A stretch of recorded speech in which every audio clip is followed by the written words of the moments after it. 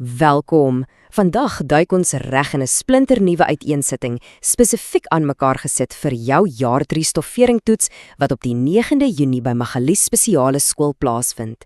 As jy bietjie oorweldig voel deur al die inligting, haal net diep asem. Ons gaan vandag die raaiskoot heeltemal uithaal en direk fokus op presies dit wat jy moet ken. Kom ons kry jou reg om daardie toets met absolute selfvertroue aan te pak. Ons bloudruk vir vandag is eintlik baie eenvoudig. Ons dek 4 kernonderwerpe. Nommer 1, werkswinkel veiligheidsreëls. Nommer 2, die kleure van veiligheidstekens. Nommer 3, presies hoe om jou projekkoste te bereken. En laastens, meetgereedskap in aksie. Reg, kom ons spring weg. Deel 1, werkswinkel veiligheidsreëls. Kyk, die werkskool is 'n absoluut ongelooflike plek om dinge met jou eie hande te skep. Of hoe? Maar ons moet realisties wees. Dit is ook propvol swaar masjinerie en skerp lemme. Jou heel eerste verdedigingslinie? Dit begin by jouself. Jy moet, sonder uitsondering, gepas aantrek. Dit beteken geen los klere of hangende juweliersware wat skielik in 'n masjien kan vashaak nie. Jy moet ook altyd daardie veiligheidsbril dra. Houtskyfies en pyn kan letterlik enige oomblik opvlieg. En 'n skoon werkskool? Dis 'n veilige werkskool. Dit voorkom simpel dinge soos om te gly of te struikel. Nou as jy ooit onseker is oor hoe 'n masjien werk, stop net. Lees die handleiding of gaan kyk 'n vinnige video op YouTube. En hier's 'n goeie wenk, hou altyd daardie lemme vlamskerp. 'n Stomp lem is verbasings genoeg baie gevaarliker as 'n skerp een, want jy moet harder druk en dit is wanneer dinge glip. Dan kom ons by hierdie baie belangrike reël: geen dwelms, alkohol of ander gestremdhede nie. Hierdie is absoluut ononderhandelbaar. Dit is 'n absolute nul-toleransiebeleid. En onthou, dit gaan nie net oor onwettige middels of alkohol nie, maar ook oor sterk medikasie. Letterlik enige iets wat jou reaksiespoed of jou vermoë om helder te dink aantas, is 'n massiewe risiko. As jy nie vandag 100% by jou volle bewussyn is nie, wel, dan bly jy eenvoudig uit die werkskinkel uit. Veiligheid eerste. En dit bring ons by jou fokus. In vandag se wêreld is ons almal gedurig op ons fone, maar in die werkswêreld kan 'n afleiding van 1 enkele sekonde katastrofies wees. So bære daardie foon, bære hom net. Gebruik ook altyd jou veiligheidsgereedskap so stootstokke, sodat jou hande mooi ver weg van daardie draaiende snyblad bly. Nog 'n goue reël: inspekteer altyd, maar altyd jou hout vir weggesteekte spykers voordat jy sny. As 'n lemme spyker tref, kry jy 'n lelike terugskop dat jou ernstig kan beseer. En laastens, as jy 'n stuk gereedskap moet forceer of dwing om sy werk te doen, dan gebruik jy heel waarskynlik die verkeerde stuk gereedskap vir die werk.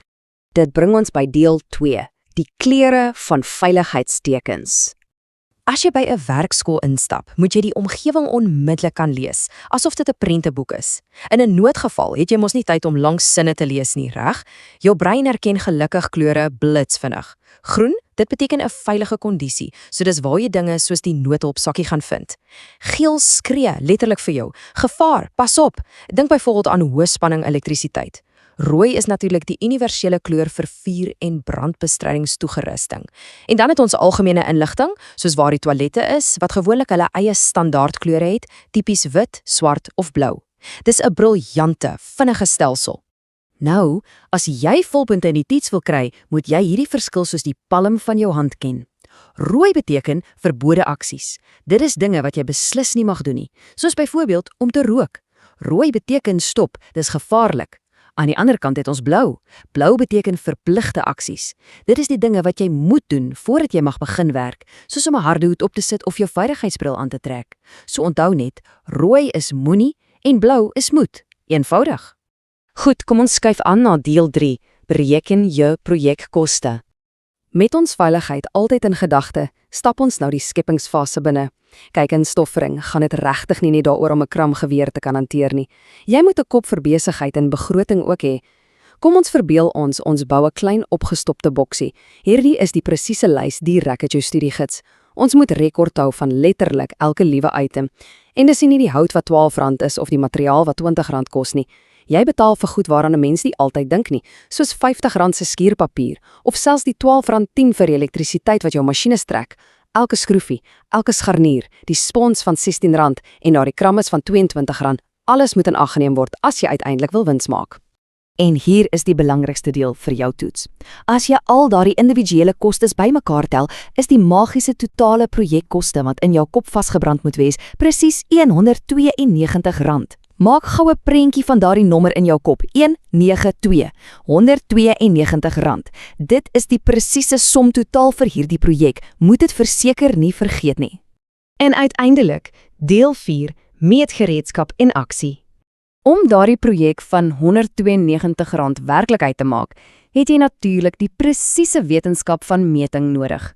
Jy kan die duurste materiaal in die wêreld hê, maar as jy dit verkeerd sny, dan is dit daarmee heen. Meting is eenvoudig hoe ons nommers aan ons materiaal koppel.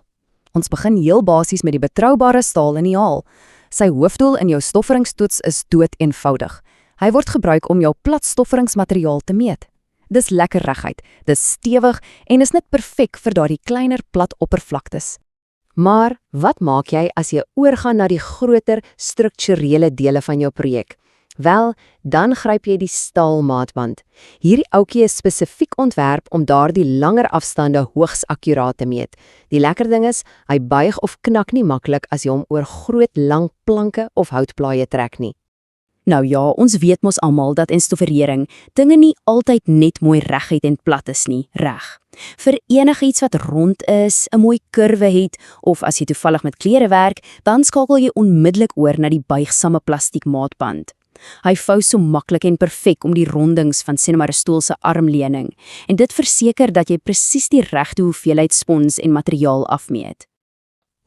En om 'n waarborg dat daardie boksie wat jy bou perfek in mekaar pas, daarvoor is die winkelhak jou absolute staatmaker. Glo my, jy kan nie met die blote oog raai of 'n hoek werklik reguit is nie. Die winkelhak is uitsluitlik daar om vir jou daardie perfekte 90 grade vierkantige hoeke en suiwer reghoekige lyne te gee.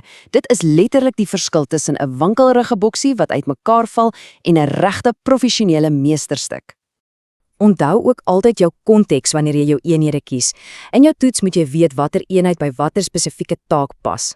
Ons praat in meters as ons werk met rou, massiewe lang velle hout en materiaal.